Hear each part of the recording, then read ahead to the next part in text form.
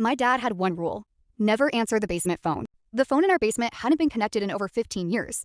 So who called at 2:17 a.m.? When I was a kid, my dad had exactly one rule: if you ever hear the basement phone ring, don't answer it. Come get me. I thought it was one of those weird parent jokes.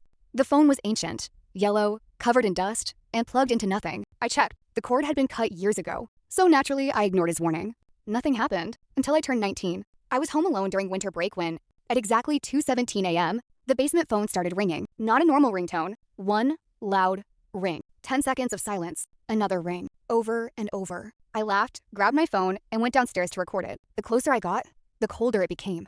The ringing stopped the second I reached the door. I opened it. Silence. The old phone sat on the workbench exactly where I remembered it. Then it rang. I jumped so hard I dropped my phone. Without thinking, I picked up the receiver. A little girl's voice whispered, "Dad?